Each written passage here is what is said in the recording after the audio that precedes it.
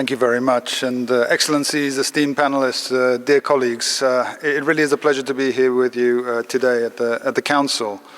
Of course, it would come as no surprise to any of you who are sitting in this room that countries are facing cascading crises, conflict, economic stagnation, growing inequalities, and climate extremes are all combining to increase food insecurity.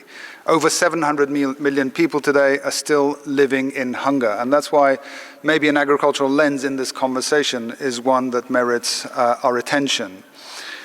In 2023, nearly 72 million people faced high acute food insecurity, primarily due to climate-related shocks, and that was up from 57 million people in 2022.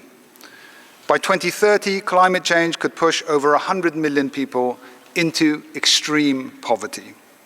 Record-breaking temperatures and climate-induced disasters, along with slow onset events mentioned by the High Commissioner, like sea level rise and drought, have plunged countries into a relentless battle against loss and damage. Agricultural losses, you wouldn't be surprised, made up almost a quarter of the total economic impact of climate and other disasters across all sectors. Over 65% of losses caused by droughts were experienced in the agriculture sector.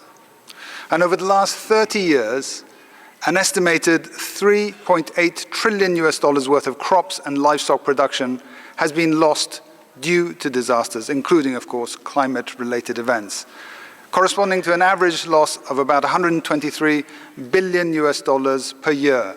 And frankly, this is likely to be an underestimate of the real impact.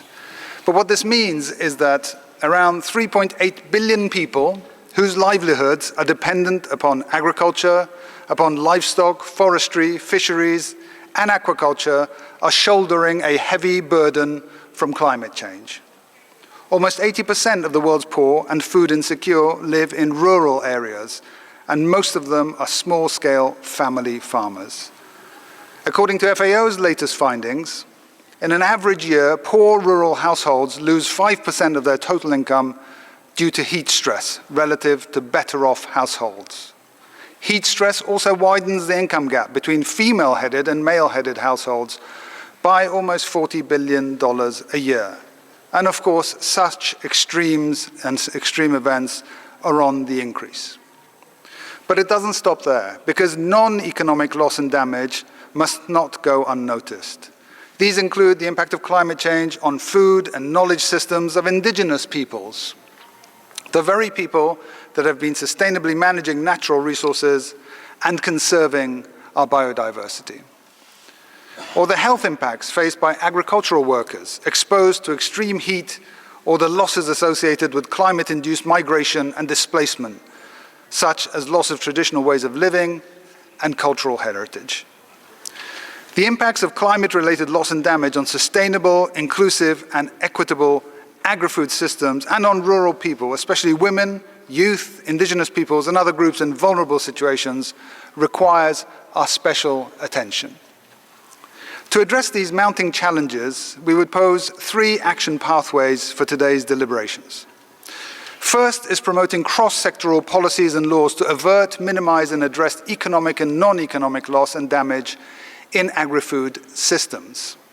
FAO's analysis finds that over 1/3 of countries explicitly mentioned loss and damage in their climate plans, or also known as the nationally determined contributions.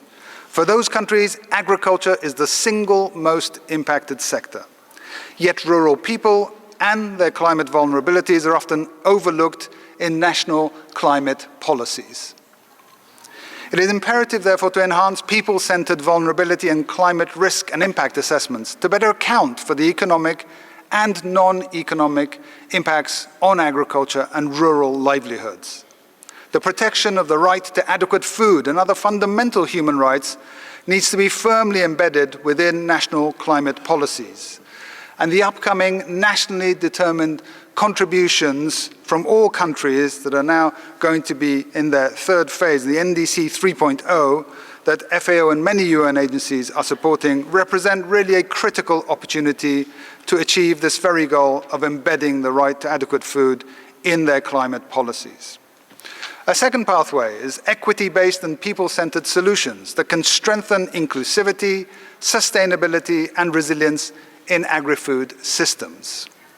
The right to a clean, healthy, and sustainable environment, including a safe and stable climate, provides the foundation for sustainable food production. And a transition to sustainable, equitable, and climate-resilient agri-food systems, guided by human rights and the right to food for all, can address both climate and food insecurity.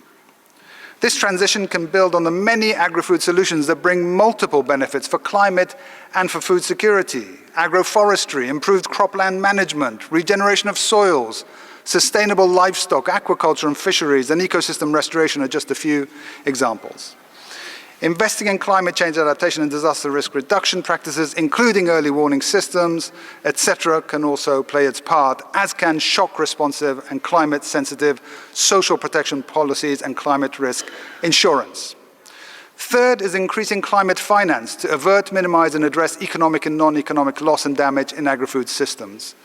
With over 70% of the people with agriculture-based livelihoods in developing countries investing in inclusive and climate-resilient agriculture and agricultural livelihoods and related local food systems can leverage long-term and multiple benefits. But climate finance allocated to agri-food systems is on the decline and is small. The declining trend in climate finance for agriculture is a big missed opportunity, both in terms of food security and, of course, climate. And that's why it's fundamental for the newly established Loss and Damage Fund, which was one of the many successes of COP28 in UAE, direct fund to vulnerable communities whose livelihoods depend on agriculture and food on the front lines. In conclusion, Madam, investing in inclusive, resilient and sustainable agri-food systems will help to address loss and damage faced by the very people on the front lines of climate change. Our concerted efforts for a just agri-food systems transformation will ensure the rights of present and future generations for better production, better nutrition, better environment and better lives. Thank you, Madam.